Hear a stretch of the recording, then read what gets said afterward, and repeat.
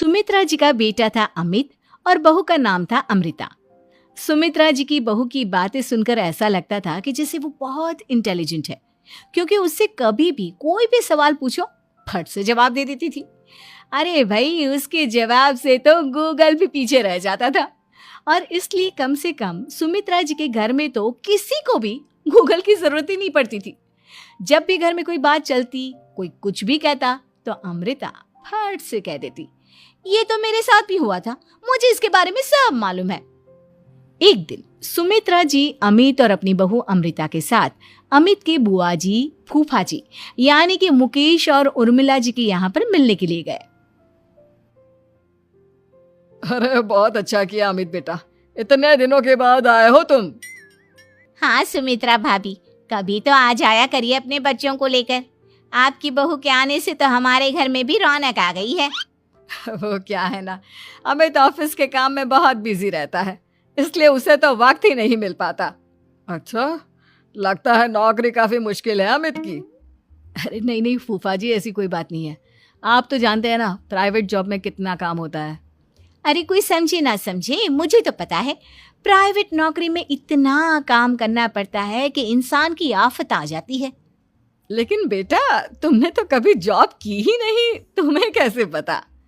अरे जॉब नहीं की तो क्या हुआ मम्मी जी, सब जानती हूँ मैं। सबसे पहले ऑफिस में जाओ, वहां पर अपनी एंट्री डालो, उसके बाद दिन भर सिस्टम पर बैठकर काम करो। चारों तरफ कैमरे लगे होते हैं, आप अपनी नजर इधर की उधर नहीं कर सकते। उसके बाद दिन भर बॉस की चिक चिक सुनो, वो अलग से। यही सब होता है, मुझे ना सब पता है। अरे बहू रानी तो काफी इंटेलिजेंट है, हर बात की खबर है इसको। थोड़ी देर बाद, अब देखिए सुमित्रा भाभी, इतने दिनों के बाद आई हैं आप, खाना खाकर ही जाना, ऐसे तो मैं आपको जाने नहीं दूंगी। वैसे बुआ जी, खाने में क्या बनाया है? वो क्या है ना बेटा, आज तुम्हारी बुआ जी की तबीयत थोड़ी ठीक नहीं थी, इसलिए हमने सोचा कि जब तुम लोग यहाँ आ जाओगे तो बाहर से खाना मंगवा लेंगे और साथ में बैठकर खाएंगे। लेकिन बस प्रॉब्लम इतनी सी है कि मुझे बाहर से खाना ऑर्डर करना नहीं आता। सोचा जब अमित आएगा तो उसी को बोल दूंगी। अरे मुझे आता है ना, मैं कर देती हूँ ऑर्डर। बताइए क्या क्या मंगाना है आपको? इटालियन, कॉन्टिनेंटल, इंडियन, पंजाबी, सब पता है मुझे।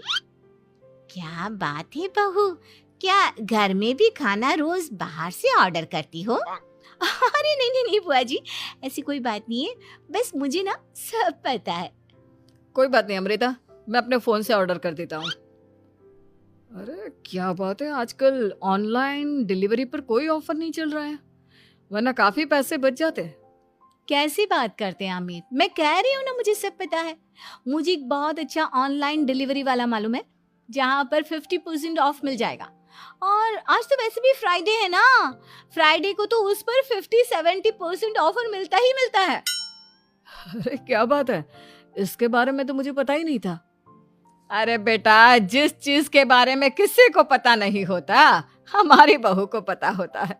एक काम कर, तू उसी को ऑर्डर करने दे।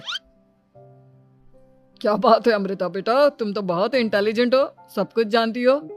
कुछ दिनों के बाद सुमित्रा जी की कुछ सहेलियां उनसे मिलने के लिए आती हैं। अरे सुमित्रा बहन कैसी हो, बहू कैसी है तुम्हारी? अरे पूछिए मत, बहुत इंटेलिजेंट है मेरी बहू, सब कुछ जानती है। क्या बात है, बहू के आने के बाद तो औरतें दुखी हो जाती है, लेकिन तुम तो बहुत खुश लग रही हो। वो क्या है ना, मेरी बहू है ही इतनी अच्छी। अरे तो बुलाओ ना, हमारे साथ बैठेगी, बातें करेंगी तो हमें भी अच्छा लगेगा। सुमित्रा जी अमृता को बाहर बुलाती हैं और उसके बाद सब लोग बातें करने लगते हैं। क्या बताऊं, कुछ दिनों से घुटनों में इतना दर्द हो रहा है कि चला भी नहीं जाता। अब बुढ़ापे में तो ये सब चलता ही रहता है, क्या कर सकते हैं। आंटी जी, आप योगा करिए, योगा और साथ में ना काले तिल खाया करिए, आपके घुटनों का दर्द भाग जाएगा। लेकिन तुमको ये सब कैसे पता बेटा? अरे मेरे भी घुटनों में दर्द होने लगा था, मैंने योगा किया और काले तिल के साथ गुड़ मिलाकर उनके लड्डू बनाकर खाए, एकदम ठीक हो गए हैं मेरे पैर। अमृता, ये तुम क्या कह रही हो, इतनी कम उम्र में तुम्हारे